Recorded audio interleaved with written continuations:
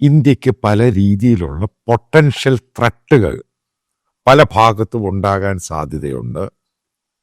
ഏതൊക്കെ രീതിയിൽ നമ്മളത് അവലോകനം ചെയ്യുവാണെങ്കിലും കണക്ക് കൂട്ടുവാണെങ്കിലും അതിനുള്ള എല്ലാ സാധ്യതകളും നമുക്ക് കാണാൻ സാധിക്കും. അതിൽ പ്രത്യക്ഷമായി കാണുന്ന ഒന്നാണ് ഈ ബംഗ്ലാദേശും ഇന്ത്യയും തമ്മിൽ ഉണ്ടാകാൻ പോകുന്ന ഒരു വലിയൊരു ഇഷ്യൂ ഉണ്ട്.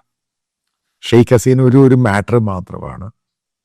കാരണം ഷെയ്ഖ് ഹസീനയ്ക്ക് മാറ്റിയ ശേഷം എന്തൊക്കെയാണ് ബംഗ്ലാദേശിലുണ്ടായ മാറ്റം ഓപ്പറേഷൻ സിന്ധുവിന് ശേഷം, അതായത് 2024 യൂനിസ് ഖാൻ വന്ന ശേഷം, ഷെയ്ഖ് പോയ ശേഷം ആ രാജ്യം ഇന്ത്യക്കെതിരെ അങ്ങ് തിരിയുകയാണ് എല്ലാ രീതിയിലും.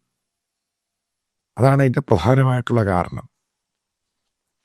ഏകദേശം 14 പ്രാവശ്യമാണ് പാകിസ്ഥാനി ജനറൽമാരും ബംഗ്ലാദേശിൻ്റെ ജനറൽമാരും പാകിസ്ഥാനുമായിട്ടുള്ള ഇൻട്രാക്ഷൻ. അതുമല്ല, Pakistan, Bangladesh, China trilateral deal ആയിക്കഴിഞ്ഞു. അവർ തമ്മിലുള്ള അക്കോർഡ് ആയിക്കഴിഞ്ഞു അന്യോന്യം സഹായിക്കാൻ. അപ്പം ഇതൊക്കെ കാണുന്ന പ്രത്യേകിച്ച് മലയാളികൾ, ഇത് കാരണം സിമ്പിളായിട്ട് ഇതിനെ കാണുന്നവർക്ക് ഇതെന്ത് പ്രശ്നമാണ്, ഇന്ത്യക്ക് ഇതൊക്കെ നേരിടാൻ സാധിക്കും. പക്ഷെ ഞാൻ കൃത്യമായിട്ട് പറയുന്നു, കാശ്മീർ പോലെ അല്ല ഇത്.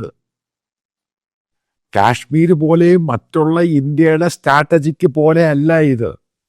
ഇത് ഭയാനകമാണ് ഈ സ്ഥിതി.